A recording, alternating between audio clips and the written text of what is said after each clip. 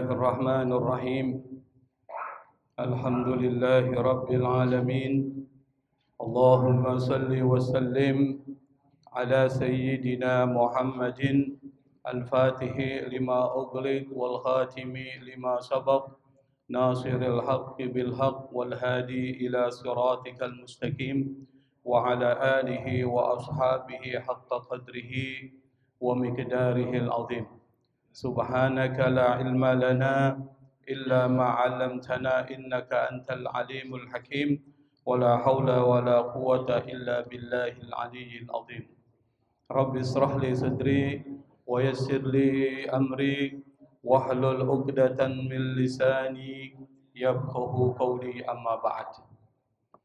Ma'asyiral hadirin jamaah Masjid Nurul Iman yang dimuliakan, dibanggakan oleh Allah Subhanahu wa taala.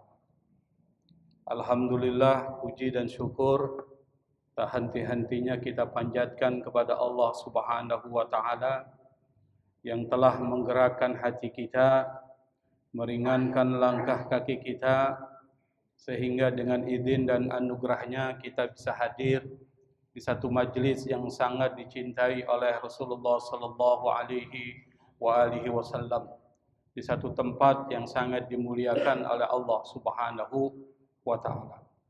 Apa yang kita lakukan pada kesempatan hari ini adalah sebagai bentuk investasi akhirat kita ketika nanti kita pulang menghadap Allah Subhanahu wa taala. Karena umur kita tidak panjang. Dan seperti yang dikatakan Nabi, antara sitin wa sab'in, 60 sampai 70 tahun. Maka di sisa umur kita yang mungkin tinggal 10 tahun lagi, atau mungkin 20 tahun lagi, atau mungkin 30 tahun lagi, maka sayang kalau hari-hari kita berlalu tanpa ada amalan investasi akhirat kita ketika nanti kita pulang menghadap Allah Subhanahu wa taala. Pada kesempatan pertemuan 2 minggu yang lalu kita sudah membahas tentang ayat ke-79, 78 dan 79. Nah, pada kesempatan pertemuan malam ini kita akan melanjutkan pada ayat ke-80. Jadi setiap pertemuan kita bahas satu ayat kita pahami isinya dan kita pahami apa pesan moral yang ingin disampaikan oleh Allah Subhanahu wa taala. Dalam surat Al-Baqarah ayat 80 Allah Subhanahu wa taala berfirman, A'udzu billahi minasy syaithanir rajim. Bismillahirrahmanirrahim. وقالوا لن تمسنا النار إلا أياما معدودة قل أتخذتم عند الله عهدا فلن يخلف الله عهده أم تقولون على الله ما لا تعلمون صدق الله العظيم. Ayat ke-80 ini adalah kelanjutan dari ayat ke-79, masih berbicara tentang orang-orang Bani Israel, orang-orang Yahudi yang konteksnya adalah Yahudi yang hidup pada zaman Nabi Muhammad sallallahu alaihi wasallam. Pada ayat sebelumnya Allah Subhanahu wa taala menceritakan bagaimana tindakan-tindakan buruk dari Bani Israel. Apa tindakan-tindakan tersebut? Yang pertama, mereka itu sering memalsukan ayat-ayat Allah Subhanahu wa taala. Mereka sering membuat aturan-aturan hukum yang aturan itu tidak berasal dari Allah Subhanahu wa taala. Ini adalah kejahatan yang dilakukan oleh orang-orang Bani Israel. Nah, salah satu kejahatan yang dilakukan Bani Israel terhadap Allah Subhanahu wa taala adalah terkait di mana mereka itu melakukan tahrif. Apa itu tahrif? Tahrif itu artinya melakukan modifikasi, tahrif. Melakukan pengubahan, melakukan perubahan atau ta'dil. Terhadap apa? Salah satu contohnya adalah orang-orang yang masuk kategori pendeta dari Bani Israel atau pendeta Yahudi, itu khawatir benar kalau seandainya kepemimpinan mereka itu akan hilang. Kenapa? Karena di dalam kitab suci mereka itu dijelaskan ciri-ciri dari Nabi Muhammad SAW. Jadi dalam kitab Taurat dan kitab Injil itu sudah disebutkan ciri-ciri dari Nabi Muhammad SAW, termasuk fisiknya. Jadi cerita fisiknya, ciri-ciri fisiknya itu disebutkan dalam kitab Taurat. Apa? Yang pertama, di dalam kitab Taurat itu dijelaskan bahwa Nabi Muhammad itu adalah mempunyai wajah yang tampan. Itu satu. Maka kalau dibandingkan mana yang lebih tampan, Nabi Yusuf atau Nabi Muhammad? Jawabannya apa, Pak? Nabi Muhammad SAW. Yang kedua, Nabi Muhammad SAW itu mempunyai rambut yang bergelombang. Itu dicirikan di dalam kitab Taurat. Kulitnya putih, pipinya kemerah-merahan. Jadi kalau kita ibaratkan orang kulitnya putih, pipinya kemerah-merahan, orangnya tinggi, maka itu adalah orang yang tampan. Orang yang tampan.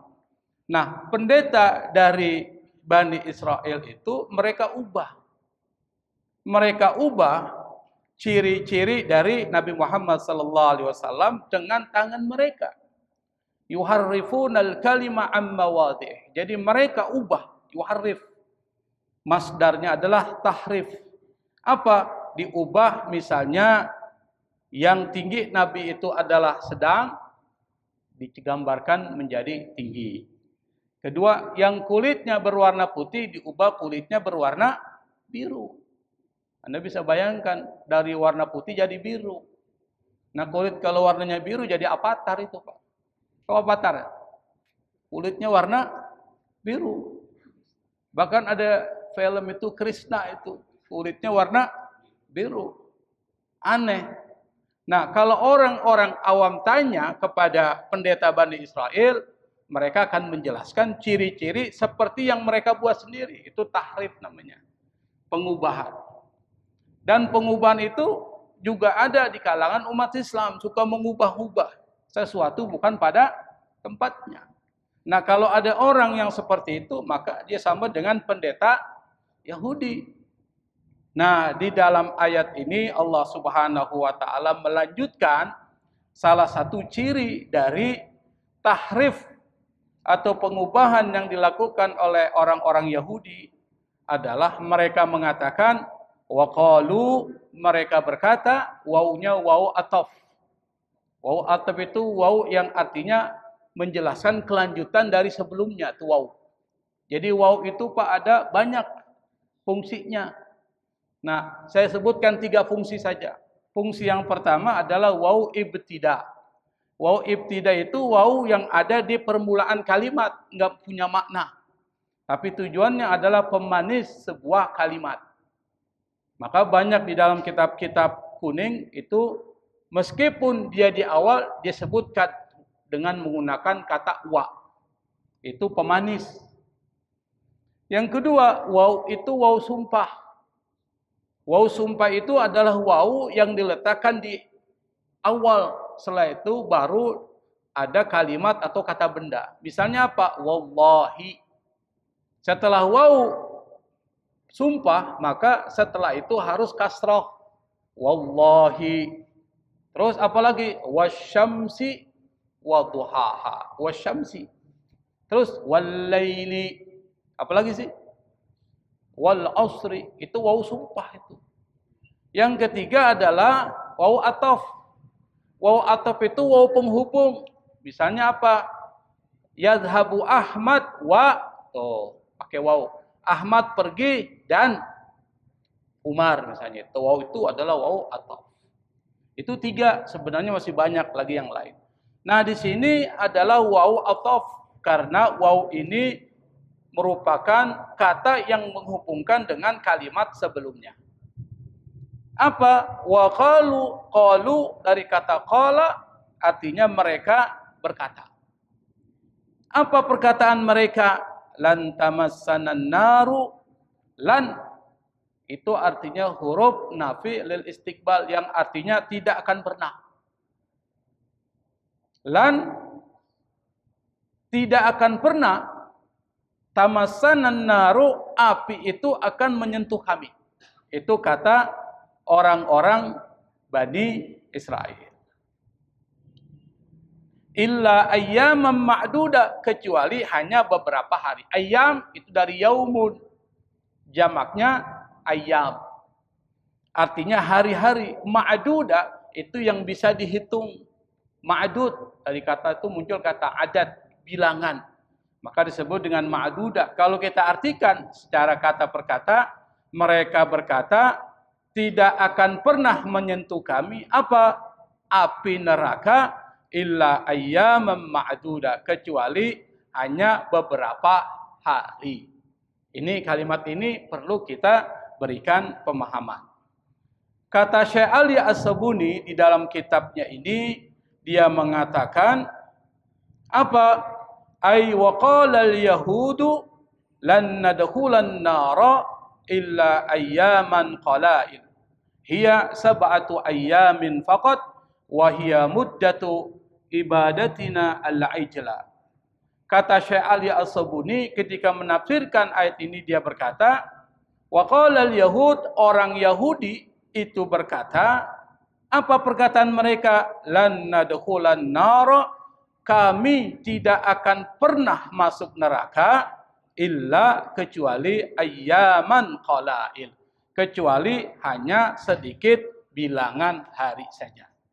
Berapa hari? Kata Syekh Ali As-Sabuni, hiya sab'atu ayyam, yaitu 7 hari faqat saja, wa hiya muddatu ibadatina al-ijl, dan itu adalah jumlah bilangan 7 hari itu adalah jumlah bilangan karena kami pernah menyembah patung anak sapi. Selama berapa hari itu, Pak? 7 hari. Jadi kata mereka, kami nggak akan tersentuh api neraka kecuali cuma 7 hari. Hebat nggak orang Yahudi itu, Pak? Hebat itu, keyakinannya seperti itu. Nah, di dalam penafsiran Al-Quran, ini masuk kategori tahrifil akidah. Apa itu tahrifil akidah? Tahrifil akidah itu maksudnya adalah mereka melakukan pengubahan dalam persoalan keyakinan, tauhid, akidah, dan keimanan. Kata api yang dimaksud di sini bukan api di dunia, Pak. Yang dimaksud api di sini adalah api akhirat. Yang api akhirat itu bandingannya dengan api dunia itu 1:70. Jadi api yang ada di dunia ini itu cuma 1 dibandingkan 70 api yang ada di dalam akhirat. Ini 1 nih, Pak. Coba 1 api yang kita pakai itu sudah bisa membakar orang. Itu 1 api itu. Bagian kecil dari 70 api akhirat, api neraka. Coba dengan api, kita coba rasanya. Ini gorek nih, korek. Geretan ya. Kalau orang dulu bilangnya apa tuh? Geretan. Kita ambil tuh korek, lalu kita nyalain tuh korek, lalu kita taruh tangan kita, sakit nggak, Pak? Sakit nggak? Itu baru 1, Pak. Baru 1 api dari 70 api yang ada di neraka. Nabi mengatakan, narukum hadihi ma yuqidu banu adama juz'un wahidun min sab'ina juz'an min nari jahannam. Kata Nabi, api yang kalian pakai, yang Anda gunakan untuk memasak oleh anak cucu Adam itu adalah juz'un wahid, hanya 1 bagian min sab'ina juz'an dari 70 bagian apa? Min nari jahannam, api neraka. Jadi api neraka itu 70. Api dunia berapa? 1. 1 aja sudah setengah mati kita, Pak. Apalagi ini dikali 70. Nanti bisa dirasakan. Bisa dirasakan ketika masuk ke dalam neraka. Baru satu api saja di dunia kita sudah nggak tahan. Apalagi 70 bandingannya 1:70. Yang kedua, Nabi pernah ceritakan, "Lau kana fi hadzal masjidi mi'atu alfin aw yazidun wa fihi rajulun min ahlin nari fatanaffasa fa asabahum nafasuhu lahtaraqal masjid wa man fihi." Kata Nabi, kalau seandainya di dalam masjid ini ada 100.000 orang atau lebih, kata Nabi. Dan di dalam masjid itu ada rajulun, ada seorang laki-laki min ahlin nar. Yang laki-laki ini termasuk adalah penduduk neraka. Fatanaffas. Lalu orang ini yang berasal dari neraka bernapas saja. Fa asabahum nafasu, maka satu kali napas itu bisa menimpa 100.000 orang lebih yang ada di dalam masjid itu, lahtaraqal masjida wa man fihi. Dengan napas orang yang berasal dari neraka itu bisa membakar satu masjid dan 100.000 orang yang ada di dalam masjid. Kira-kira gimana itu neraka itu? Nanti Bapak bayangkan sendirilah. Nanti masing-masing bisa ngalamin kan? Mau ngalamin nggak Pak? Gak ada yang berani mau ngalamin kan? Itu kata Nabi informasinya. Tidak ada satu penjelasan yang lebih jelas terkait dengan neraka kecuali yang dijelaskan dalam Islam. Kalau agama lain nggak ada Pak. Tapi Islam itu jelas. Sampai api neraka sifatnya dijelaskan di dalam perkataan-perkataan Nabi Muhammad sallallahu alaihi wasallam. Dan di dalam Al-Quran juga itu dijelaskan. Innal ladzina kafaru bi ayatina sawfa nuslihim nara kullama nadijat juluduhum baddalnahum juludan ghairaha liyadzuqul adab. Kata Nabi, sesungguhnya orang-orang yang ingkar terhadap ayat-ayat kami itu sawfa nuslihim nara. Kami pasti akan memasukkan mereka ke dalam nar. Ke dalam apa itu? Api neraka. Kullama nadijat juluduhum, ketika kulit mereka itu terkelupas karena terbakar oleh api neraka, apakah langsung hangus? Enggak.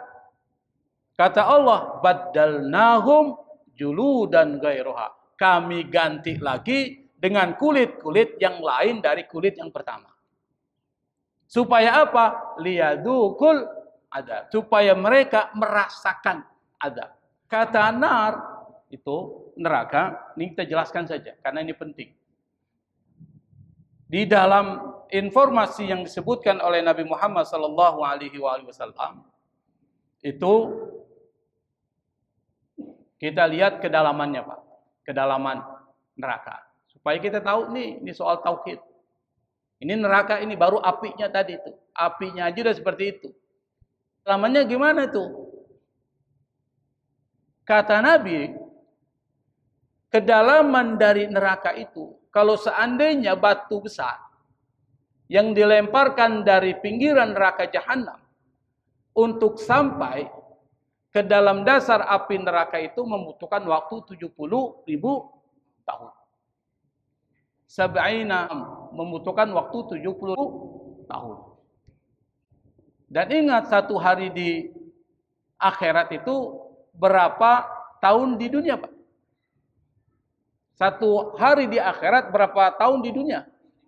1000 tahun. Coba Bapak kalikan saja itu.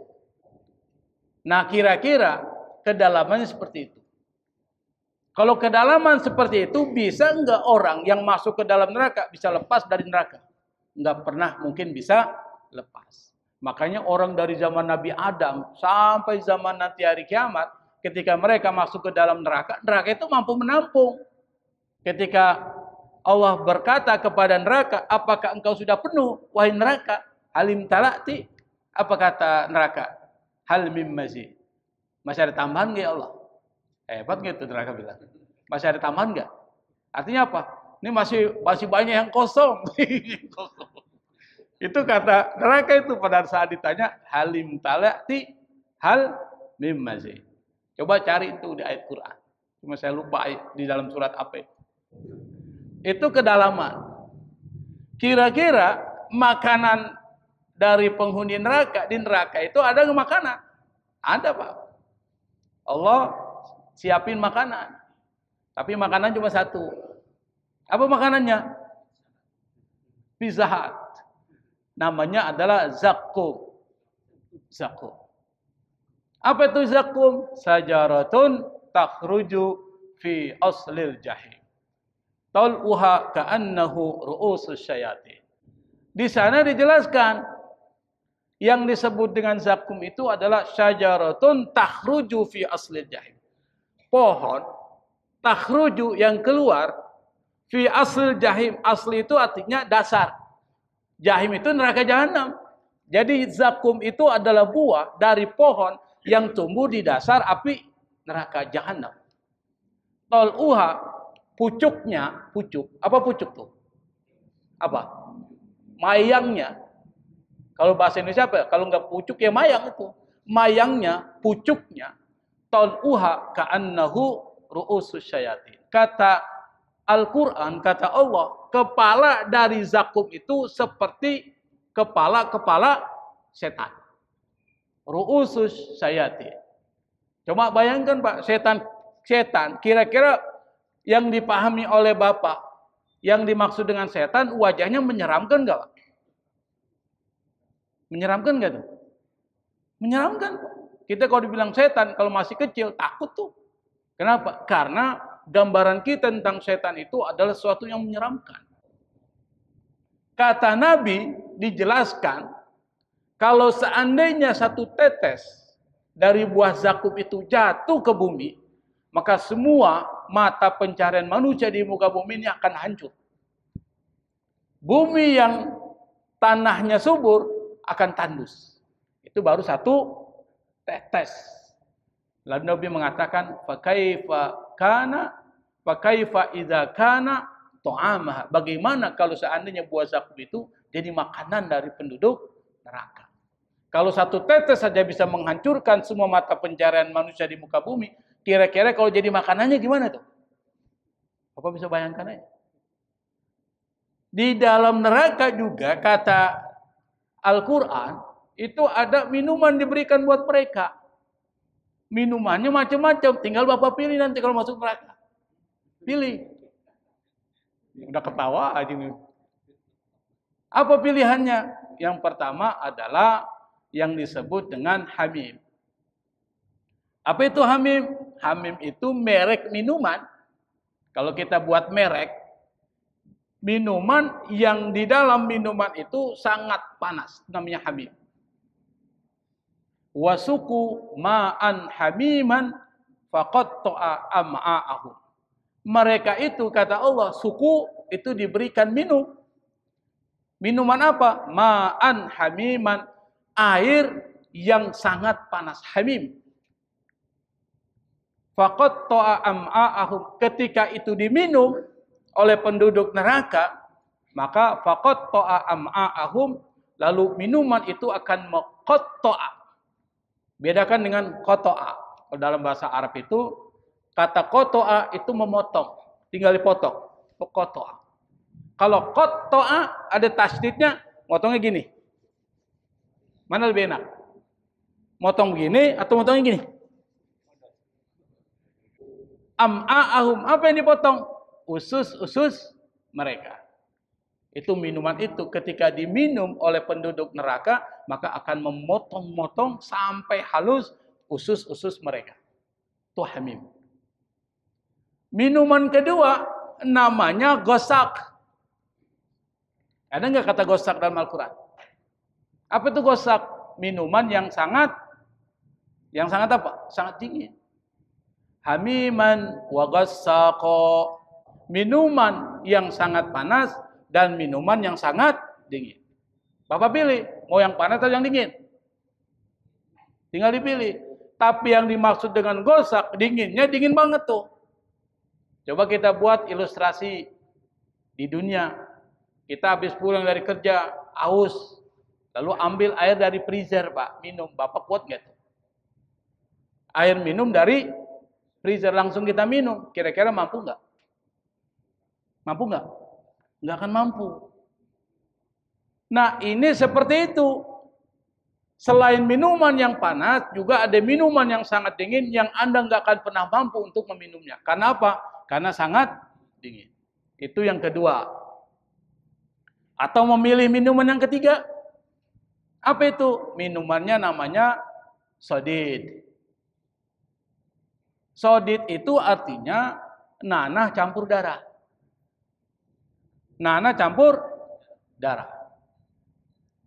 Di dalam Al-Quran itu dijelaskan, nanti mereka akan diberikan minuman dari nanah campur darah. Yatajarra'uhu, lalu dia minum, wala yakadu yusiguhu. Kata Allah, dia nggak akan pernah mampu meminum minuman tersebut. Kenapa? Karena jijik. Tapi karena dia haus, dia minum juga. Pas dia minum, dia nggak bisa masuk ke dalam kerongkongannya, sampai di sini aja berhenti. Kenapa? Karena jijiknya. Itu minuman yang ketiga. Mau milih minuman yang keempat? Minuman yang keempat itu adalah ma'un kal muhli. Wa iyastagitsu yugasu bima'in kal muhli yaswil wujuh. Surat apa itu, Pak? Al-Kahfi. Di dalam surat Al-Kahfi itu disebutkan wa iyastagitsu, ketika mereka yastagisu, minta minum, istighotsah, itu kata yastagisu, minta minum, minta pertolongan, minta minum, apa? Yugasu, Allah kemudian katakan mereka akan diberikan minuman bima'in, dengan air, ma kal muhli, seperti cairan minyak yang sangat panas. Ketika air yang berisi cairan minyak yang sangat panas itu lalu diminum, apa kata Allah? Yaswil wujuh, lalu kemudian minuman itu akan menghancurkan muka mereka. Bi'sa syarabu wasa'at murtafaqah. Itulah minuman yang paling buruk dan itulah tempat kembali yang paling buruk. Disebut dengan neraka. Tinggal pikir-pikir, kira-kira berani nggak masuk neraka? Makanya digambarkan Allah dalam Al-Quran dan digambarkan dalam hadis-hadis Nabi supaya kita takut. Di dunia ini jangan main. Mumpung Allah kasih hidup, setiap hari isi dengan kebaikan. Jangan sampai setetes pun kita terkena dari minuman-minuman yang ada di dalam neraka. Jadi makanannya tidak seperti itu, minumannya juga seperti itu. Bahkan siksa yang paling ringan itu kata Nabi adalah Anda memakai sendal. Sendal itu terbuat dari apa? Neraka. Itu yang paling ringan, Pak.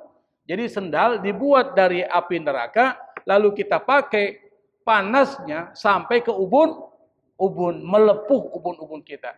Itu yang paling ringan. Kalau yang paling ringan aja kita nggak mampu, apalagi yang sedang, apalagi yang berat. Makanya sebelum kita meninggal, buru-buru kita taubat kepada Allah Subhanahu wa Ta'ala. Dan sering hadiri majelis-majelis ilmu. Karena itu insya Allah akan memberikan syafaat buat kita. Akan memberikan pertolongan buat kita. Karena yang memberikan syafaat itu banyak, Pak. Yang pertama Nabi. Yang kedua Al-Quran. Kalau Nabi memberikan syafaat, ente udah masuk dulu neraka, baru ditolong oleh Nabi. Itu syafaat Nabi. Kalau syafaat Quran, sebelum masuk sudah ditolong oleh Al-Quran. Makanya satu hari bacalah Al-Quran minimal satu hari berapa juz? 1 juz lah. 1 bulan khatam. 1 tahun berapa kali khatam? 12 kali khatam. Inilah nanti akan menjadi syafi'an di ashabi. Iqra'ul Quran fa innahu ya'ti yaumal qiyamati syafi'an li ashabi. Bacalah Al-Quran karena Al-Quran nanti akan jadi syafi'an di ashabi. Itu satu. Nah, di sini juga diciptakan tentang penciptaan surga dan neraka. Kita akan bahas sedikit, Pak.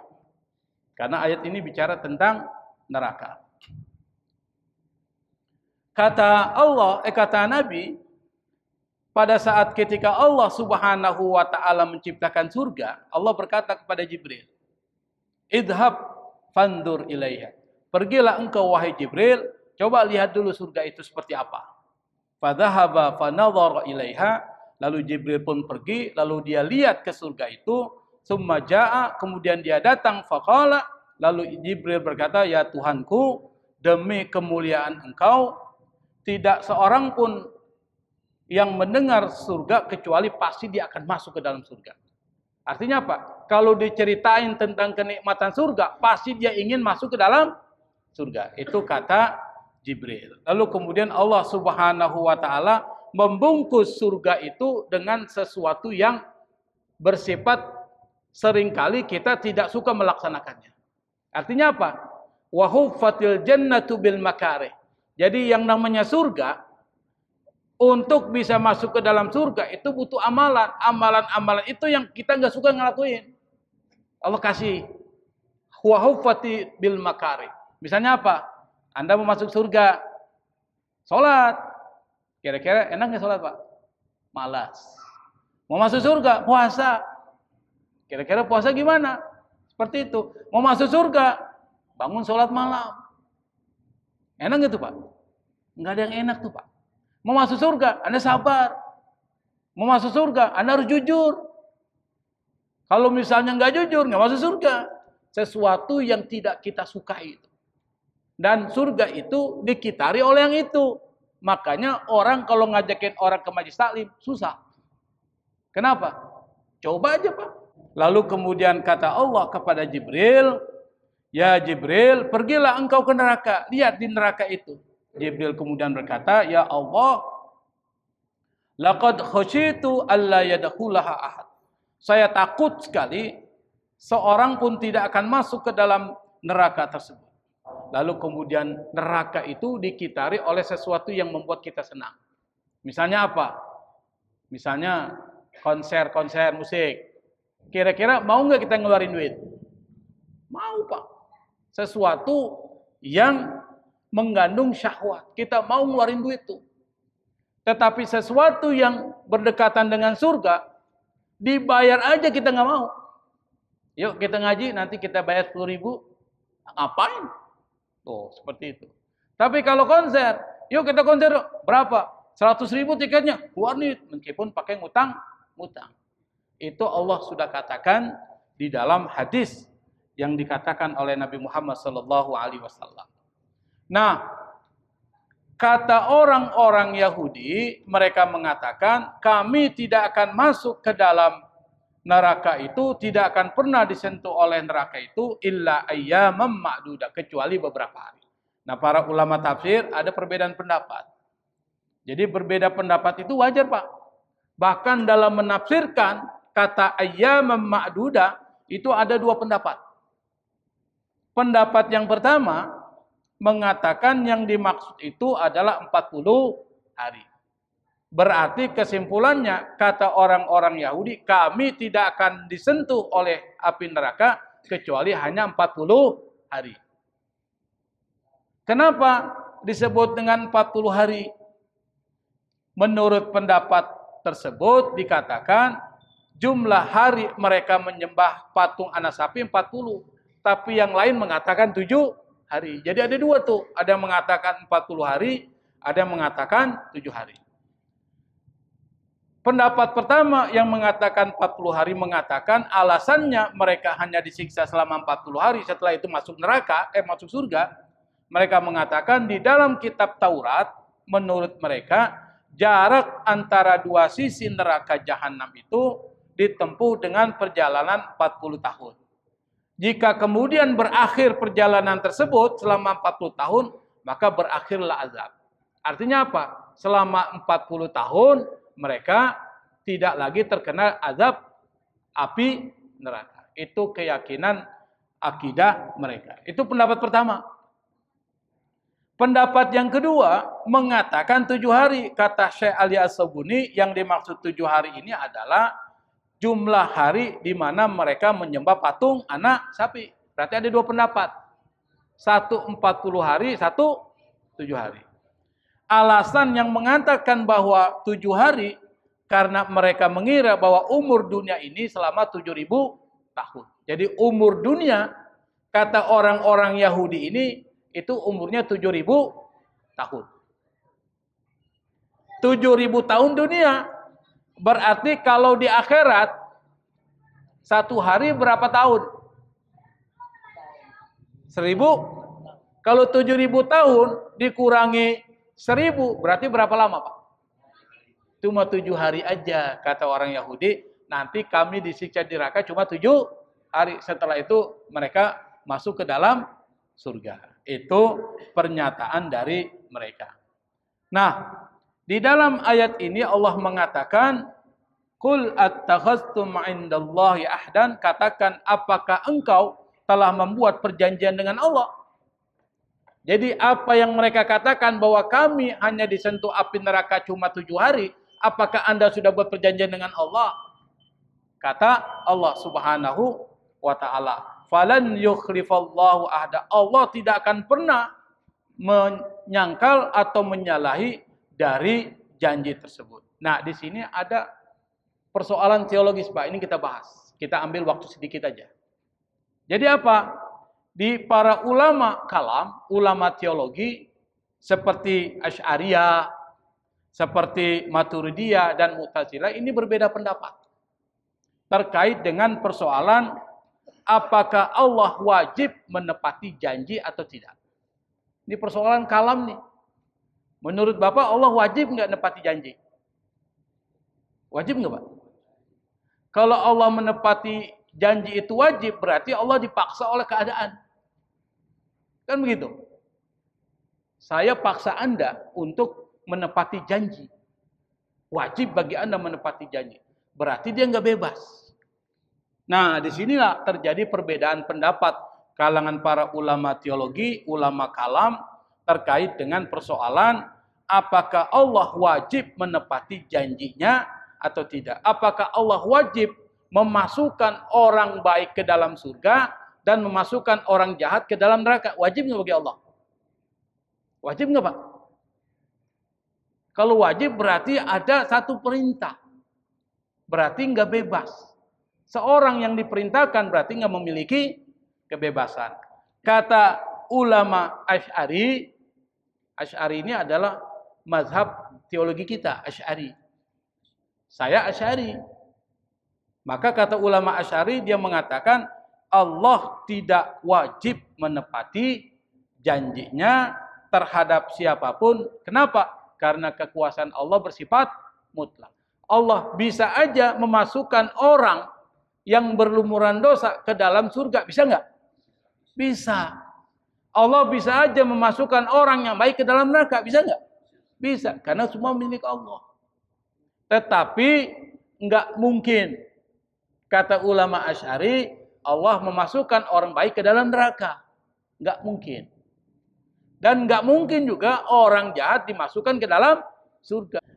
Nah, kata ulama Mu'tazilah mengatakan Allah wajib menepati janji. Berarti ada dua itu. Yang pertama mengatakan tidak wajib karena Allah mempunyai kekuasaan yang mutlak. Urusan Allah. Memasukin orang ke surga ke neraka itu bukan urusan kita, urusan Allah. Tapi kata Mu'tazilah, Allah wajib menepati janjinya meskipun dia sanggup memasukkan orang jahat ke dalam neraka, orang baik ke dalam surga, tetapi mustahil Allah melakukan itu karena bertentangan dengan keadilan Allah. Maka orang Mu'tazilah itu mengatakan karena Allah adil, maka nggak mungkin dia masukkan ke dalam neraka orang-orang baik dan memasukkan ke surga orang-orang jahat. Siapapun yang berbuat baik pasti akan mendapatkan ganjarannya dan siapapun yang berbuat jahat pasti akan mendapatkan apa? Sanksi dari Allah Subhanahu wa taala. Itulah keadaan Allah. Maka kita nggak usah khawatir, Pak, kalau kita berbuat baik dunia, Allah pasti akan balas. Tapi hati-hati kalau kita berbuat jahat, apalagi yang melakukan jahat yang punya kekuasaan, Pak. Itu lebih parah lagi. Pasti Allah akan balas di akhirat. Kenapa? Karena orang berkuasa itu bisa melakukan kejahatan dengan kebijakan-kebijakannya, Pak. Dan itu mampu merugikan semua orang. Kalau kita berbuat jahat, kita aja. Dengan orang yang kita jahati. Tapi kalau penguasa berbuat jahat, semuanya kena Pak. Misalnya naikin harga minyak. Kita kena semua nggak Pak? Bensin dinaikin tuh, kita lagi susah misalnya. Kena nggak kita? Semuanya orang kena Pak. Disitulah yang disebut dengan kezaliman kalau dilakukan oleh penguasa, maka pengaruhnya itu begitu luas. Maka orang yang diberikan kekuasaan itu harus menjalankan sesuai dengan amanah yang diberikan oleh rakyat. Maka jangan coba-coba jadi anggota DPR. Kalau kita nggak mampu memenuhi janji kita, nanti akan diminta pertanggungjawaban di hadapan Allah Subhanahu wa taala. Wallahul musta'an. Wassalamualaikum warahmatullahi wabarakatuh.